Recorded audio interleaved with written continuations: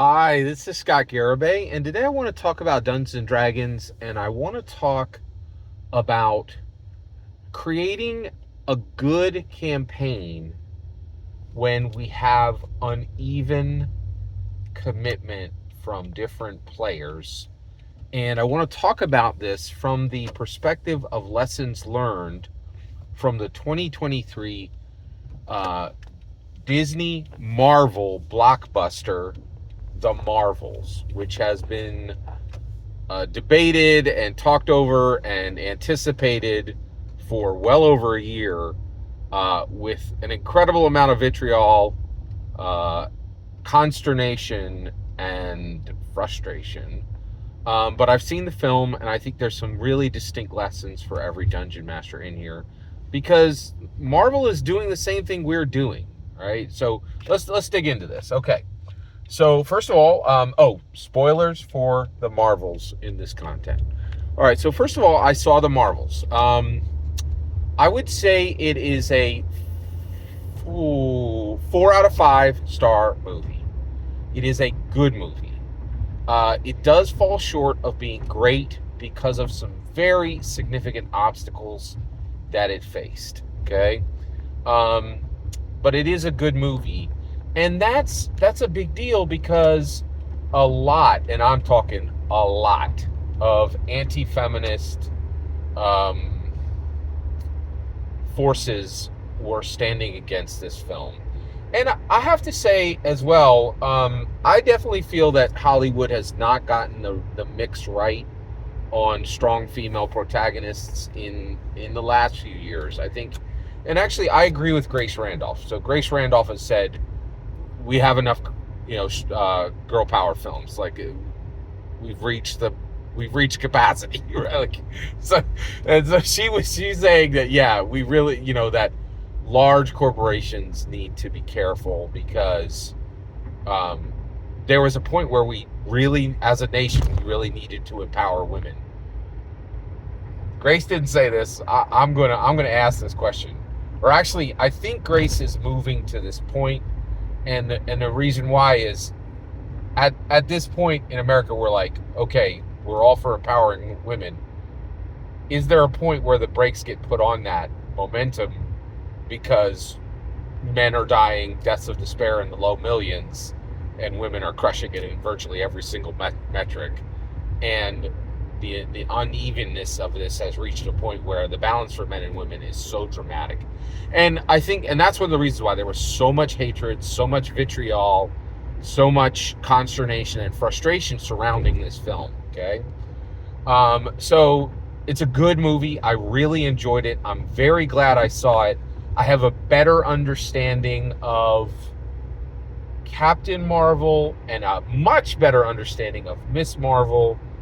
I would like to tell you that I understand Professor Marvel better, but I don't. I still do not understand her power set, and really don't. And I'm not convinced that anyone writing that character really knew where they wanted that character to land with powers, with destiny, with purpose or narrative or anything. Just my take. All right. But this was a very good movie, and I went to see it because Grace said it was good, and she was right. It was a good film, and that was enough for me, because I watched another female reviewer who said it was easily the worst Marvel film ever made. That is not true. The worst Marvel film ever made was Iron Man 3, and this was definitely better than Iron Man 3. So, and here's my take too. I'm a true Marvel fan, right? And I'll tell you right now, even Iron Man 3, I have more of a, the worst Marvel film is still better than 50% of all movies made. That's my take, right?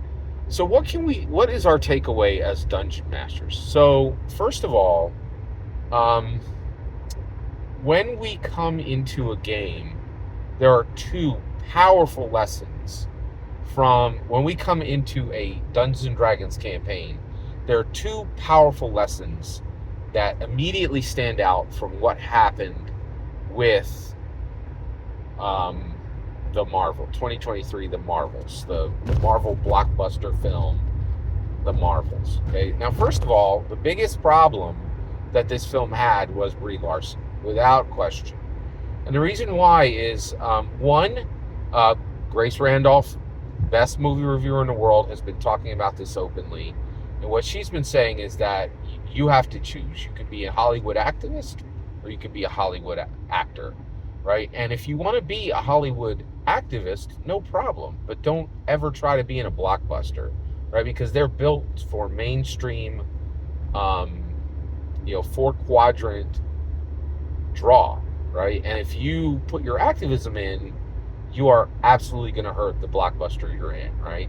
So you need to choose if you're going to be a Hollywood activist or a Hollywood actor. Brie Larson made that choice. She's a Hollywood activist, and she is not even remotely a Hollywood actor. And so what she became for this film, in my humble opinion, and why this movie was perhaps doomed from the start, we're going to find out we're going to find out what the blockbuster numbers are. We'll see, right?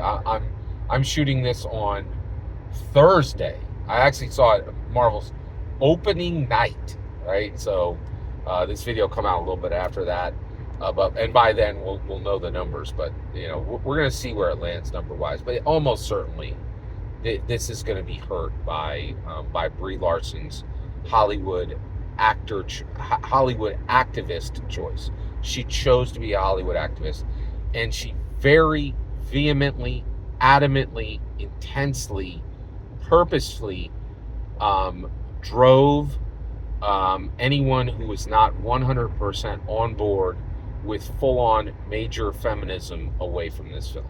Right? If you're not a full-on dyed-in-the-wool feminist, she's been telling you for 2 years you can go kick rocks and she doesn't need you to go watch her movie, right? And the reality, what she became was a pre-active foundation destroyer, and she destroyed the foundation of this film by actively sending people away from it and telling people, I'm in the Marvels, and I have an Oscar, I'm Brie Larson, and I just want the people I like to come see this film. But that's not how blockbusters work, right? If you're a Hollywood actor, you do a great job acting because that's your focus, and then you help draw people to the film. You don't actively repulse people from the film. And that's exactly what Brie Larson did. She spent a ton of time, energy, and focus making sure that she's like, hey, if you're this segment of the Marvel fan base, I hate you to the core, and I hope you don't see this movie, and I hope ill will befalls you, right? Like, she just said it again and again and again. She said it with, in 50 different ways, but she told entire segments of the Marvel fan base, I hope ill will on you, and I don't care if you see my film. And it's just not the way it's not the way you handle a blockbuster, right? That's a job for a Hollywood actor, not a Hollywood activist. And at this point, that's where we land, right? So, what does that mean for your Dungeons and Dragons table? Well, Scott, how's a Hollywood activist going to show up at my Dungeons and Dragons table? Guess what? It very well no Hollywood activist is gonna show up, but you know what will show up? An OSR or an indie activist, okay? Or somebody who is opposed to the success of your campaign from the start. Okay, it can happen for a lot of reasons. People can sour on you as the dungeon master, right? People can sour on they could be in a Dungeons & Dragons campaign, and then the 2023 Manic Panic arrives, the OGL crisis happens, and now you have a dyed-in-the-wool, pre-active foundation destroyer, exactly like Brie Larson in the middle of your campaign, your Dungeons & Dragons campaign. So that's one lesson we need to learn, is how to recognize a pre-active foundation destroyer, someone who is in your campaign but dedicated to destroying it, right? And I it's my take, right? I believe this will not break 100 million for the weekend domestic because of the active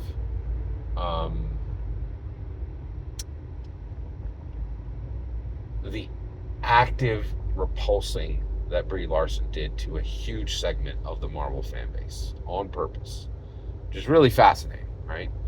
So basically, we land So that is an extremely important lesson to learn, is look out for a pre-active Foundation destroyer. They can come into your game on purpose with a different agenda. And I think, I think Brie Larson's agenda was specifically to forward Hollywood feminism, right? And if she wants, and I think there's there is a place in Hollywood for Hollywood activists. It's in art house films that cost $200 million but are expected to make $20 million, right? Martin Scorsese makes them right now, right? You can jump in on that, right? He has built a model, right, where financial success is no longer expected from him. That's a great place for a Hollywood activist, but not in the middle of a Hollywood blockbuster. And let's be very clear, there's a place for OSR activists and for indie activists, and that is not at any Dungeons & Dragons table. So be very careful to make sure that you don't have an OSR activist at your table, that you don't have an indie activist at your table, or that there isn't somebody who is there to preactively destroy the foundation of your game for another reason. It might be detestment for another player at the table that has grown over time, right? It might be a breakup between two players that were in the group, or some type of romantic connection that was in some other direction. Or it could be just a person who sours. This happens, and especially today, in a world where where things can be extremely difficult for people. People can have a good sentiment and then suddenly sour. Right? Under the world we live in right now, there are a lot of reasons why people can change and become preactive Foundation destroyers. Be very careful. Watch for preactive Foundation destroyers in your campaign.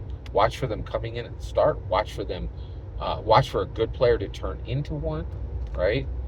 And when you recognize it, you have to take action. What is that action?